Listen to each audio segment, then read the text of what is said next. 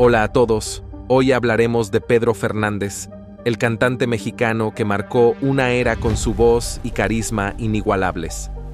En los últimos años, muchos se han preguntado por qué desapareció de los reflectores y qué ha sido de su vida. ¿Dónde está Pedro Fernández hoy? ¿Qué lo llevó a alejarse de los escenarios?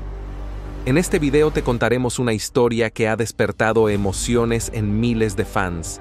El viaje íntimo y, en algunos momentos, doloroso del ídolo que supo conquistar a México y a toda América Latina. Revelaremos los momentos más difíciles, las decisiones más inesperadas y la verdadera razón detrás de su silencio actual. Pedro Fernández, amado por millones, ha vivido una etapa reciente que pocos conocen. Pero antes de sumergirnos en su historia, te invitamos a que te suscribas al canal y actives la campanita de notificaciones. Aquí compartimos contenidos exclusivos sobre las grandes leyendas de la música latina que marcaron generaciones. Todo comenzó en el corazón de Guadalajara, una ciudad que respira música. El 28 de septiembre de 1969 nacía José Martín Cuevas Cobos, en una familia humilde pero apasionada por la tradición musical mexicana. Nadie imaginaba que ese niño cambiaría para siempre la historia de la música ranchera. Desde muy pequeño, José Martín mostró un talento innato. Mientras otros niños jugaban, él ya cantaba con el alma. A los 4 años, sorprendía a todos imitando a grandes ídolos como Javier Solís y Pedro Infante, dejando a su familia y a quienes lo escuchaban completamente asombrados. Sus padres, conscientes del don que tenía su hijo, comenzaron a llevarlo a eventos, concursos y fiestas locales. Su presencia escénica, a pesar de su corta edad, era impactante. Había algo en su voz que conmovía, algo que parecía venir de otra época. Todo cambió cuando, con apenas 9 años, fue descubierto por Vicente Fernández en un evento local. El legendario Charro de Huentitán vio algo especial en aquel niño. «Tiene la música en la sangre», dijo Vicente, y decidió apoyarlo desde ese día. Fue él quien lo impulsó a adoptar el nombre artístico de Pedro Fernández, en honor a Pedro Infante y a él mismo, Vicente Fernández. Y así nació una estrella. A los 11 años, Pedro lanzó su primer gran éxito, la de La Mochila Azul, una canción sencilla, inocente, pero interpretada con una madurez sorprendente. Se convirtió en un fenómeno nacional.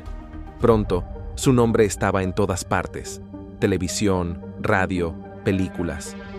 México se enamoró de ese niño que cantaba con alma de adulto. Pero el camino al estrellato no fue fácil. Con el tiempo, Pedro tuvo que aprender a crecer bajo la presión de la fama. Vivió la transición de niño prodigio a artista consolidado, enfrentando los desafíos de una industria implacable.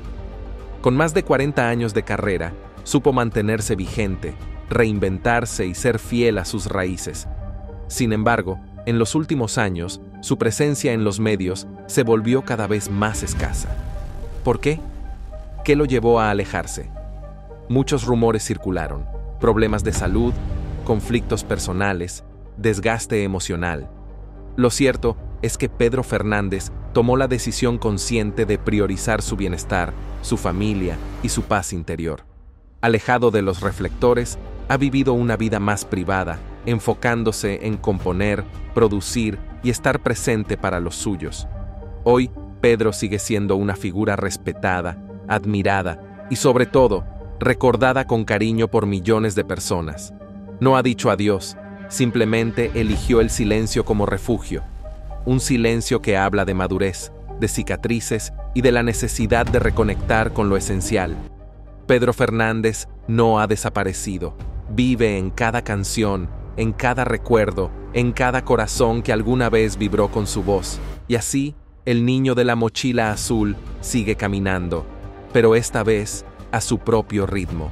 Mientras los aplausos retumbaban y los reflectores bañaban su rostro juvenil, detrás del escenario se escondía una historia muy distinta.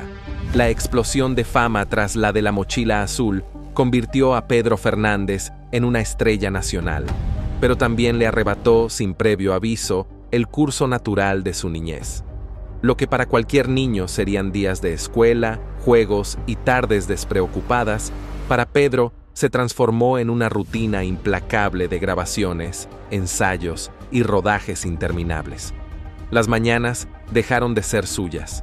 A veces, antes de que el sol asomara, ya estaba en un estudio vocal, y cuando la mayoría dormía, él seguía bajo las luces de un set, repitiendo escenas, afinando versos, entregando más de lo que se espera incluso de un adulto. El mundo que lo rodeaba no estaba hecho para un niño. Rodeado de técnicos, productores, músicos y cineastas, Pedro era el único menor en un ambiente que exigía disciplina, perfección y resistencia. Aprendió a comportarse como un profesional desde antes de saber bien qué era ser un niño. No había espacio para errores ni margen para berrinches. Una desafinación podía arruinar una toma y un retraso implicaba decepcionar a un equipo entero. Y peor aún, a su padre. Su padre, siempre presente, era a la vez su sostén y su mayor presión. Lo observaba desde la esquina del estudio, esperando excelencia, sin comprender del todo que detrás de la estrella estaba su hijo, un niño que simplemente se cansaba. Un día, un camarógrafo veterano lo encontró agazapado en un rincón del set, limpiándose discretamente las lágrimas con la manga de su vestuario. Al preguntarle si estaba bien, Pedro, con la voz temblorosa pero decidida, respondió: «Estoy cansado, pero no puedo decírselo a papá». Esa frase lo decía todo. Su padre, convencido del talento excepcional de su hijo, no permitía pausas. Cuando Pedro pedía un día libre para jugar con amigos, la respuesta era siempre la misma: «Muchos niños soñarían con estar en tu lugar. No podemos desperdiciar esta oportunidad». Así, Pedro fue dejando atrás lo que significa ser niño. A los 12 años ya sostenía en parte a su familia. Las decisiones sobre su carrera, su imagen y su repertorio pasaban por él, aunque bajo la dirección firme de adultos que veían en él un producto exitoso más que un niño en formación. La infancia se redujo a pequeños respiros entre compromisos, y las amistades genuinas se volvieron escasas. ¿Cómo compartir juegos o secretos con otros niños cuando sus temas de conversación eran contratos, regalías y giras? Pedro ya no hablaba de caricaturas ni de juguetes.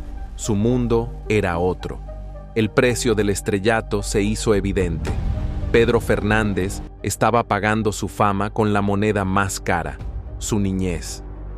A medida que dejaba atrás la adolescencia y se consolidaba como uno de los nombres más importantes del espectáculo mexicano, una contradicción comenzó a surgir.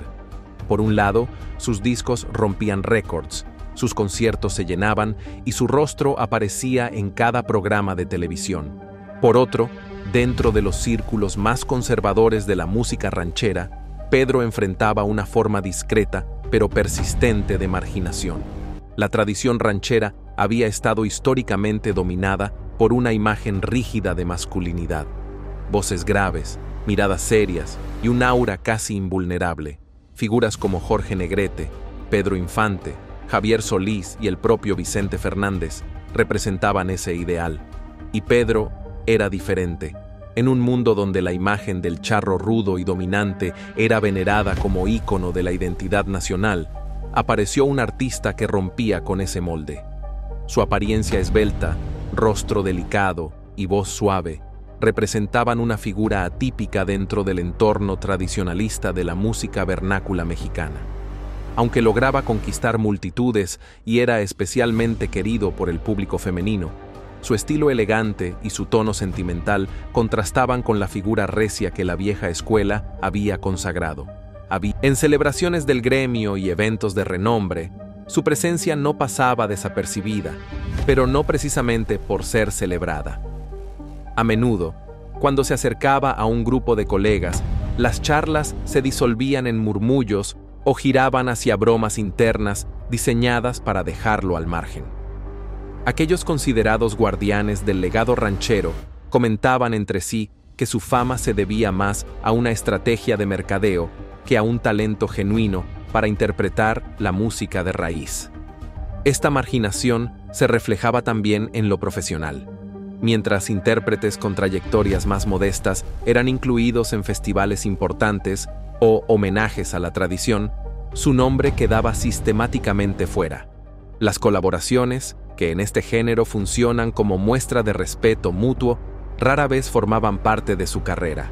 Incluso en entrevistas, los grandes exponentes del regional mexicano hablaban con entusiasmo de sus contemporáneos y de la nueva generación, pero al mencionar herederos del género, él quedaba fuera del panorama. Esto resultaba especialmente doloroso para un cantante que había tomado su nombre artístico en honor a dos leyendas del mariachi. Su preparación había sido rigurosa. Estudió con detalle las técnicas vocales de sus ídolos. Se apropió del repertorio más representativo y conocía de memoria las raíces y evolución de esta expresión musical. No obstante, para los más ortodoxos, seguía siendo una figura diseñada para el consumo masivo, sin la esencia del verdadero mariachi. Así se configuraba una contradicción: adorado por el público, pero ignorado por sus colegas. Con el tiempo, decidió dejar de buscar la aprobación de los círculos cerrados de la industria y empezó a crear sus propios espacios. El desprecio se transformó en combustible para su creatividad y su perseverancia. Durante años, su éxito aparente pintaba un cuadro de abundancia. Estadios repletos, discos vendidos por millones y apariciones constantes en televisión y cine sugerían una carrera financieramente intocable. Sin embargo, tras el telón de esa imagen exitosa, se gestaba una verdad mucho más complicada. Desde su infancia, cuando apenas era un prodigio de corta edad, sus tutores legales y agentes firmaron contratos que, aunque le abrieron camino, también lo amarraron con condiciones desfavorables. En los años 70 y 80, era común que las casas discográficas, promotores y representantes se quedaran con porcentajes abusivos de las ganancias, en un país donde la legislación para proteger a artistas menores brillaba por su ausencia. Ya adulto, delegó la gestión de su dinero a personas que se presentaban como expertos en finanzas, empresarios con trajes impecables, contadores avalados por otras figuras del medio artístico y conocidos que aseguraban tener vínculos poderosos. Estas personas, aparentemente confiables, tomaron las riendas de su patrimonio. Pedro ignoraba que muchas de esas personas lo consideraban únicamente una fuente de dinero a la que podían sacar provecho.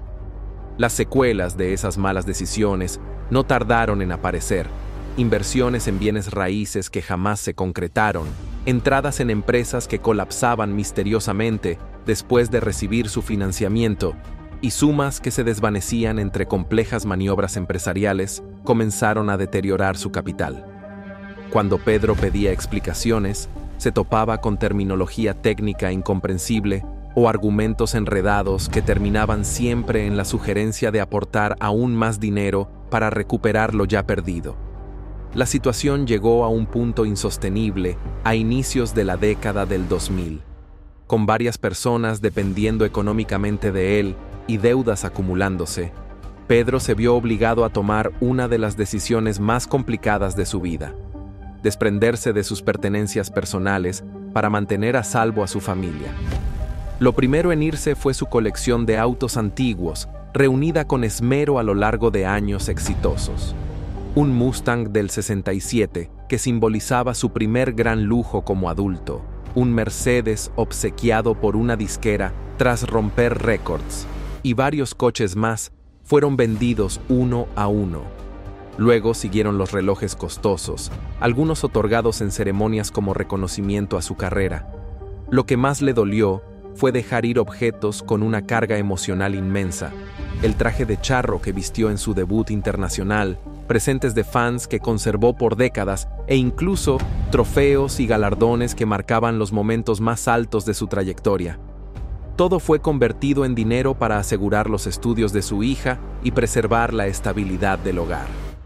En las entrevistas de aquellos años, Pedro mostraba una sonrisa serena y evitaba con destreza cualquier alusión a sus finanzas.